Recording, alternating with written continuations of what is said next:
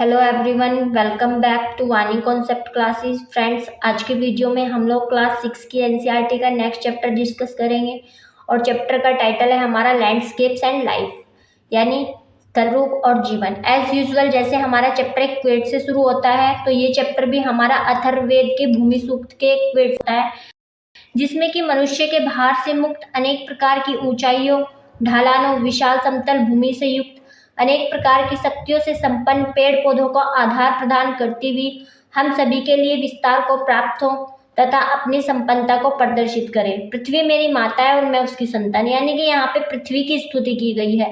हमारी जो धरती है इसके बारे में ये श्लोक है। अब हमने इस चैप्टर में पढ़ना क्या है, तो इस चैप्टर में सबसे इम्पोर्टेंट जो हमें डिस्कस करना है वो ये है कि स्थल रूप के प्रमुख प्रकार कौन कौन से हैं और जीवन और संस्कृति के लिए इनका क्या महत्व है। प्रत्येक स्थल रूप के साथ संबंधित जीवन की क्या चुनौतियां और अवसर है। तो ये दो टॉपिक हमें इस चैप्टर में डिस्कस करने हैं और इन दोनों ही टॉपिक के आंसर हमें जैसे जैसे हम चैप्टर पढ़ते जाएंगे वैसे वैसे मिल जाएगा।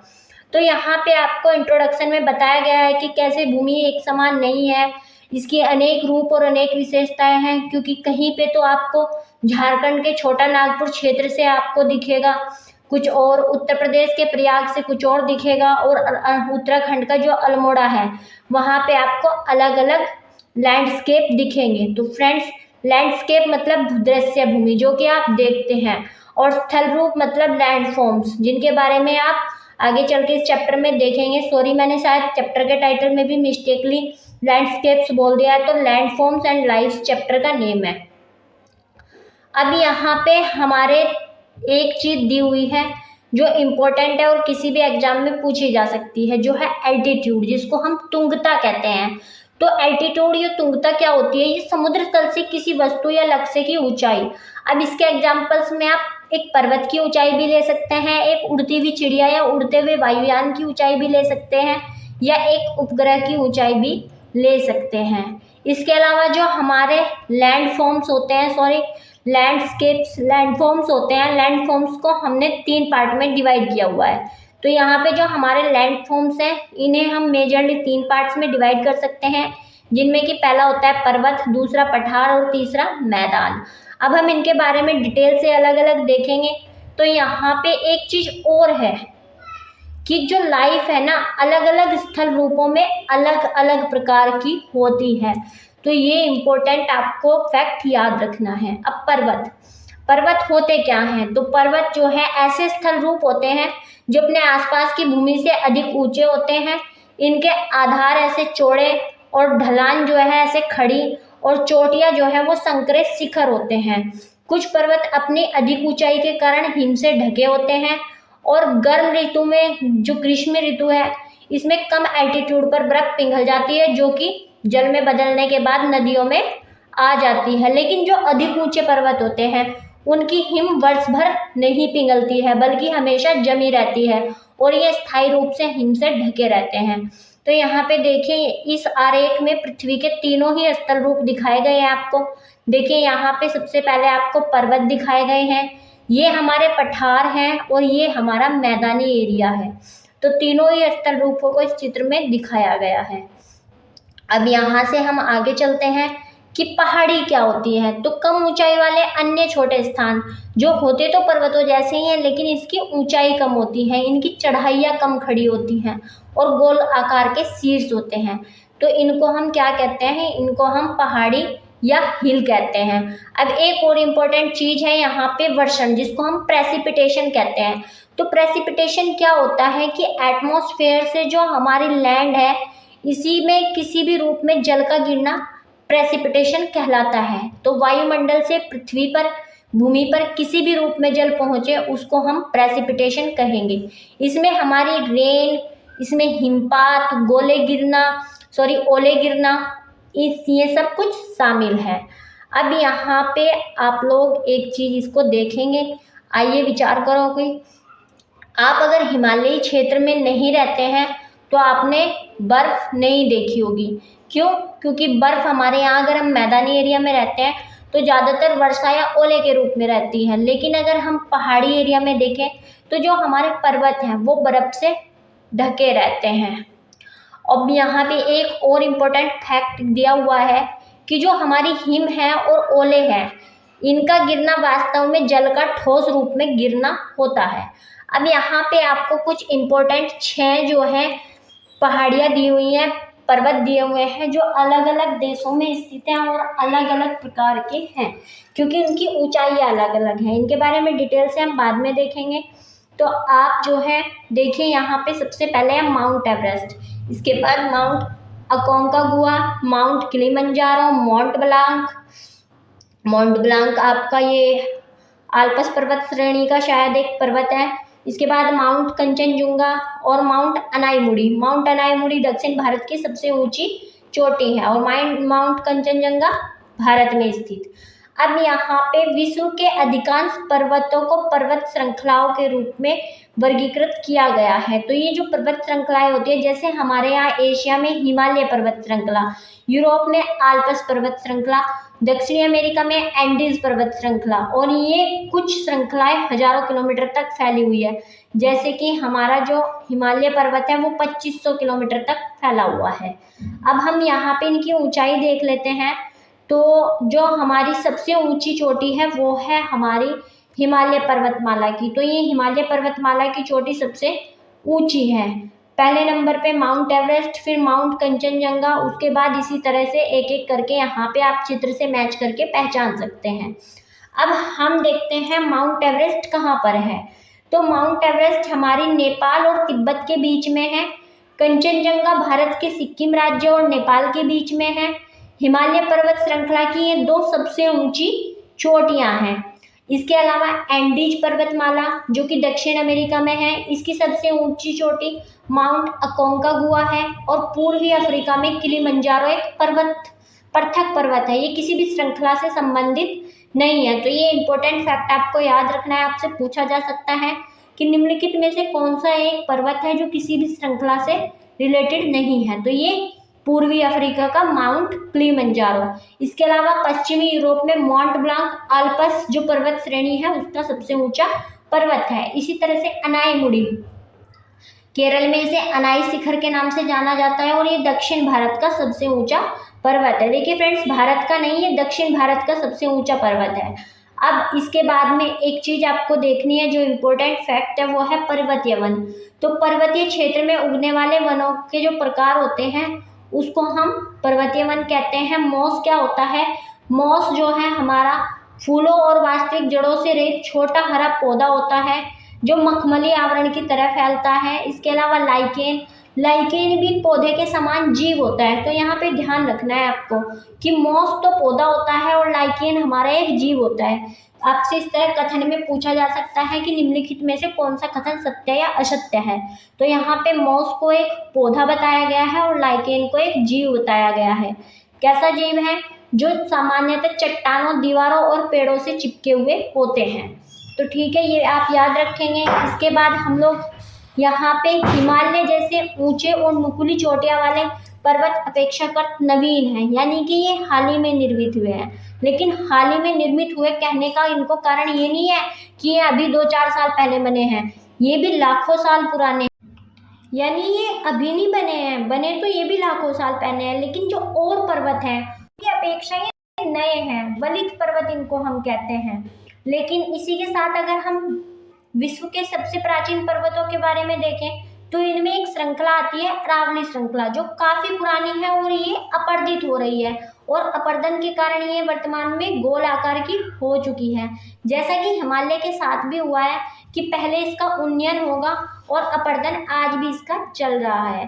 अब हम यहाँ पे पर्वतीय परिवेश के बारे में देखेंगे कि पर्वतीय परिवेश कैसा होता है। तो पर्वतों की ढलानों पर जो वन पाया जाता है उसको हम पर्वतीय वन कहते हैं। ये ऑलरेडी हमने डिस्कस कर लिया है। और इसमें शंकुधारी वृक्ष जैसे पाइन, जिसको हम चीड़ का पेड़ कहते हैं, फर, स्प्रूस, देवदार, ये कुछ वृक्ष होते हैं जो पाए जाते हैं इन पर्वतों पर। इन पेड़ों की ऊंचाई अधिक होती है और इनका आकार शंक्वाकार होता है। इनकी पत्तियां भी पतली और नोकदार होती हैं और अधिक ऊंचाई पे पेड़ नहीं उग पाते, वहां पे उगती है मॉस, जिसको हम काई भी कहते हैं, जो कि एक पौधा है, और लाइकेन जो कि एक जीव है, ये उगते हैं। अब यहाँ पे एक 1500 साल पुराने ग्रंथ के बारे में बताया गया है, जो कि हमारा कुमार संभव है और काव्य ग्रंथ है। और ये किसने लिखा था? ये कालिदास ने लिखा था।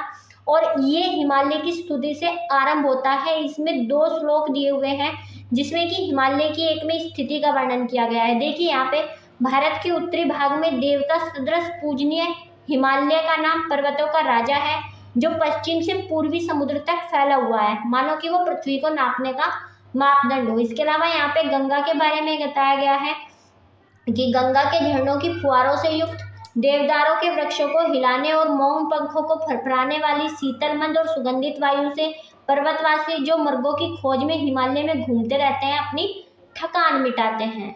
तो यहाँ पे 2 चीजें दी हुई हैं। अब यहाँ पे कुछ जो हमारे जीव हैं वे दिए हुए हैं, जिनमें कि पेरेग्रीन फाल्कन, हिमालयी टहर, इसके अलावा आपका पहाड़ी खरगोश, गोल्डन ईगल, कैनेडियन लिंक्स, याक, आइबॉक्स, ग्रे फॉक्स, तेंदुआ, भालू, ये सब जीव हैं जो कि हमारे पहाड़ी जीव जंतु कहलाते हैं।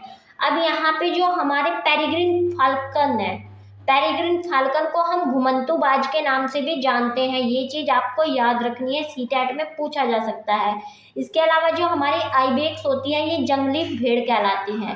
तो यहाँ पे इन फैक्ट्स को आपको याद रखना है। अब यहाँ पे एक चीज इंपॉर्टेंट है, जिसमें कि आपकी गंगा के बारे में दी हुई है कि हिमालय से निकलने वाली भारतीय नदियों में गंगा सबसे विशालतम है। इंग्लिश में इसे गैंगेज कहते हैं। और इसकी जो लंबाई है वो लगभग 2500 किलोमीटर है। और बहुत सारी सहायक नदियां इसमें मिलती हैं, जिनमें से इसकी सहायक नदी गंगा और घाघरा है, जो हिमालय से ही निकलती हैं। जबकि सोन जो है, ये दक्षिण भारत में पड़ने वाली विंध्याचल श्रृंखलाओं से निकलती है और गंगा की सहायक नदी है।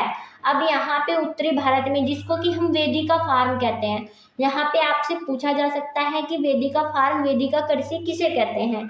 तो उत्तरी भारत में जो सीढ़ीदार कृषि होती है पर्वतों के ढलानों पर, उसको हम वेदिका फार्म के नाम से जानते हैं। पर्वतीय जीवन के बारे में देख लेते हैं। तो भूभाग क्या होते हैं? सबसे पहले तो यही देखेंगे। भूभाग होते हैं भौतिक आकृतियों की दृष्टि से भूमि का एक खंड, जिसको हम भूभाग कहते हैं। और घाटी, पहाड़ों के बीच का एक निचला क्षेत्र, जिसमें एक नदी या फिर जलधारा बहती है। पर्वतीय भूभाग सामान्य रूप से खड़े ढलानों के साथ उबड़ खाबड़ या ऊंचे नीचे होते हैं। और कुछ घाटियों में इनकी नियमित रूप से कृषि की जाती है, जबकि ढलानों पर वेदिका कृषि अथवा ढलान की भूमि को काटकर सीढ़ीनुमा स्थान पर खेती करना प्रचलित होता है। आज विश्व भर में पर्वतीय जो क्षेत्र है, यहाँ पे कृषि को इम्पोर्टेंस ना दी जाकर पशुपालन को अधिक इम्पोर्टेंस दी जा रही है। इसके अलावा यहाँ पे टूरिज्म, पर्यटन एक महत्वपूर्ण आय का साधन है। क्यों? क्योंकि बहुत सारे लोग टूरिस्ट के रूप में वहाँ पे आते हैं और बहुत सारी चीज़ों का लुत्फ उठाते हैं, और इनको ज़रूरत होती है गाइड की, और इस पे बहुत सारी इनकम के सोर्स जो हैं जनरेट होते हैं। अब कुछ पर्वतीय साहसिक खेलों के नाम दिए गए हैं, जिनमें स्कीइंग, हाइकिंग, पर्वतारोहण और पैराग्लाइड शामिल हैं। अब इसी से एक इम्पोर्टेंट फैक्ट निकल के आता है। यहाँ पे ये भी कहा जा रहा है कि जो टूरिज्म है, इससे हमारे पर्यावरण पर प्रतिकूल प्रभाव पड़ रहा है। अब एक चीज ये देखेंगे आप, बछेंद्री पाल, इन्होंने बहुत कम आयु में ही पर्वतारोहण आरंभ कर दिया था, और इन्होंने 1984 में ये माउंट एवरेस्ट पर चढ़ने वाली पहली भारतीय महिला थी। पहली महिला नहीं थी, पहली महिला जापान की थी। जो महिला, अगर हम विश्व भर में बात करें तो वो जापान की थी। उनका नाम आप मुझे कमेंट बॉक्स में कमेंट करके बताएंगे, नहीं तो नेक्स्ट वीडियो में मैं बताऊंगी। और अगर हम भारतीय महिला की बात करें तो ये 1984 में बछेंद्री पाल थी, और इसके लिए उन्हें 1984 में पद्मश्री और 2019 में पद्म भूषण से सम्मानित किया गया। अब एक और स्टोरी दी हुई है जो कि अरुणिमा सिन्हा की है। वो जब 31 ईयर्स की थी तो एक दुर्घटना में उन्होंने अपना पैर खो दिया, लेकिन उन्होंने बछेंद्री पाल के प्रोत्साहन और प्रशिक्षण से 2013 में माउंट एवरेस्ट पर चढ़ाई की, और इसके बाद उन्होंने लगभग सभी महाद्वीपों की सबसे ऊंची चोटियों पर चढ़ाई की। आर्कटिक की माउंट विल्सन, अब यहाँ पे ध्यान रखना है कि अंटार्कटिक की सबसे ऊंची चोटी कौन सी है? Mount Wilson. इसके अलावा हम कुछ पर्वत और भी पढ़ चुके हैं, जिनमें माउंट एकांकागुआ दक्षिण भारत के एंडीज पर्वत श्रृंखला की सबसे ऊंची चोटी है, माउंट ब्लांक आल्प्स की है, और जो हमारी माउंट एवरेस्ट है और कंचनजंगा है, ये हिमालय क्षेत्र की सबसे ऊंची है।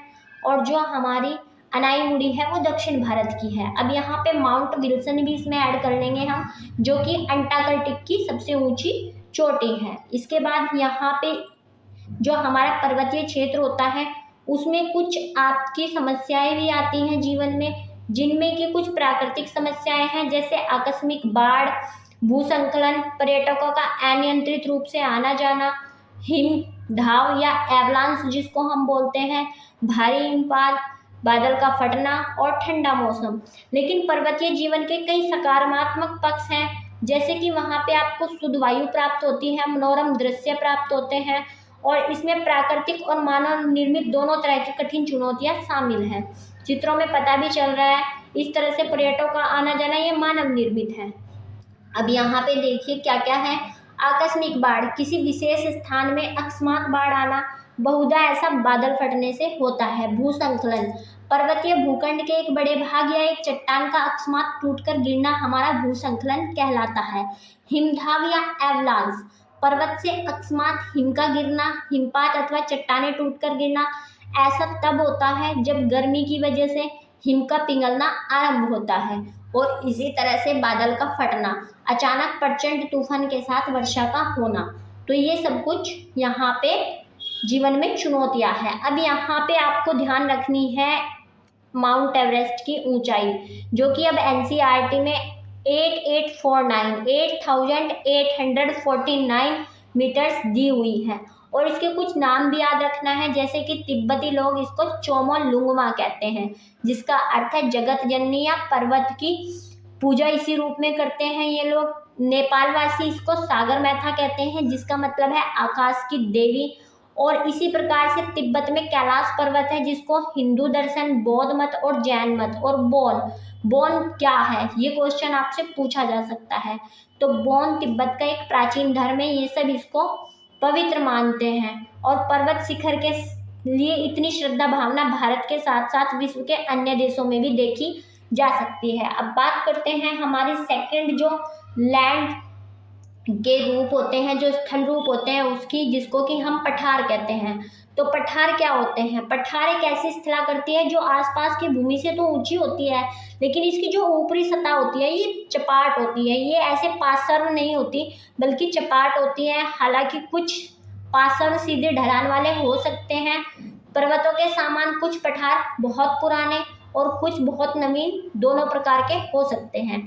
तो पठारों के दो उदाहरण हैं। एक है तिब्बत का पठार, जो कि हमारा क्या है, ये विश्व का सबसे बड़ा और सबसे ऊंचा पठार है। और दूसरा है दक्षिण पठार। पठारों की ऊंचाई कुछ 100 मीटर से लेकर कई हजार मीटर तक हो सकती है। जैसे कि तिब्बत के पठार की औसत ऊंचाई 4500 मीटर है, 45,000 मीटर है। इस कारण से इसे विश्व की छत कही जाती है। और पूर्व से पश्चिम तक ये लगभग 2500 किलोमीटर लंबा है। अगर इसकी तुलना हम भारत के मैप में करें तो लगभग चंडीगढ़ से कन्याकुमारी जितना। तो ये चीज आपको याद रखनी है। इसी तरह से मध्य और दक्षिण भारत के दक्कन का पठार भी विश्व के सबसे पुराने पठारों में से एक है, जो बहुत लाख साल पहले ज्वालामुखी की सक्रियता के कारण बना था, जिससे कि लावा फट के ऊपर आ गया था और वो जम गया था। अब यहाँ पे एक चीज और भी है कि जो पठार है इनको खनिजों का भंडार गृह कहा जाता है, क्योंकि इनमें खनिज प्रचुर मात्रा में मिलते हैं।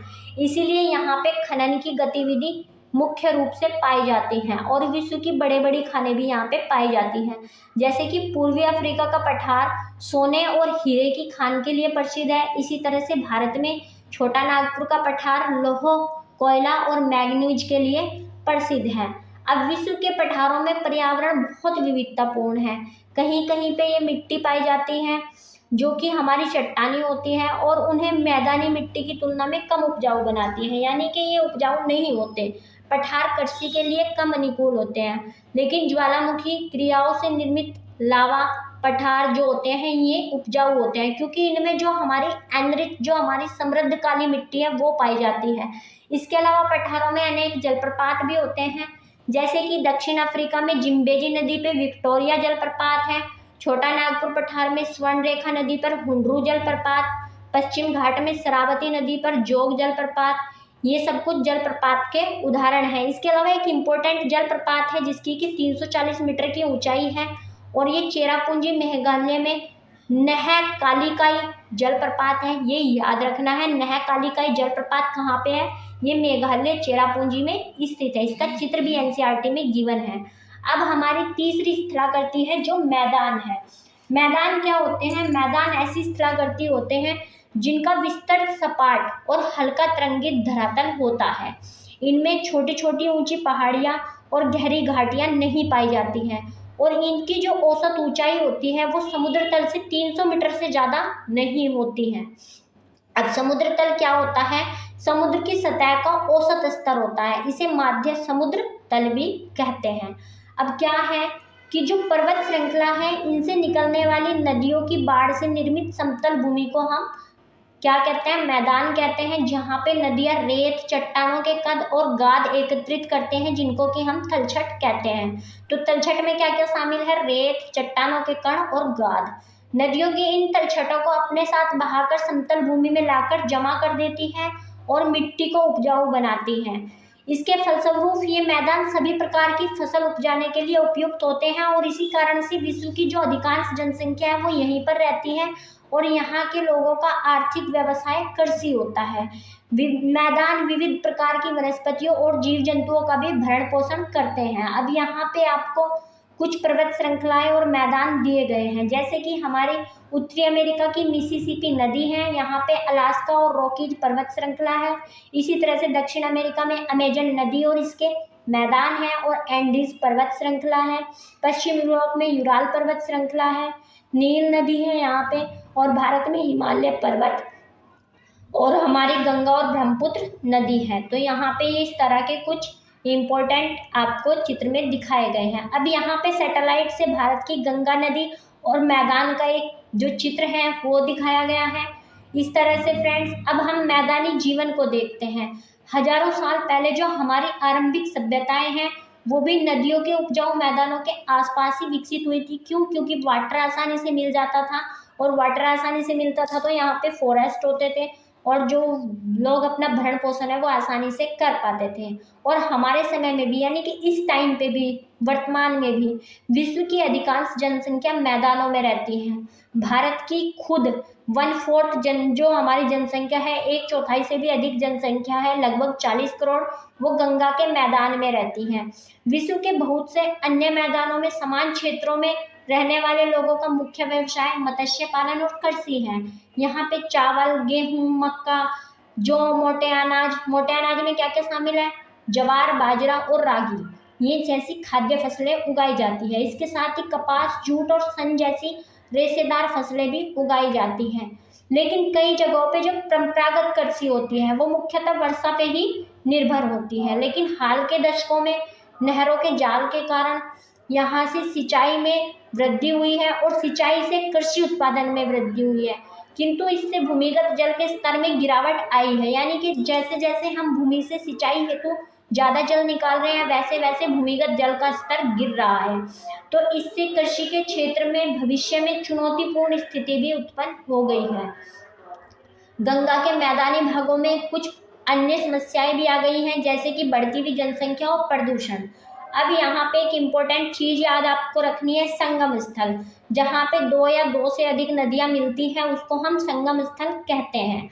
अब मैदान में हल्की ढलान होती है, अतः वहाँ की नदी में नौका संचालन सुगम होता है और इससे बहुत सी आर्थिक गतिविधियों को सहायता मिलती है।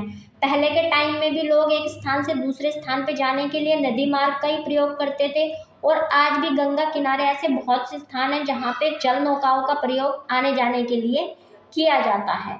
तो फ्रेंड्स, इसी के साथ यहाँ पे आपको देखिए हमने यहाँ पे 3 चीज़ें देख ली हैं।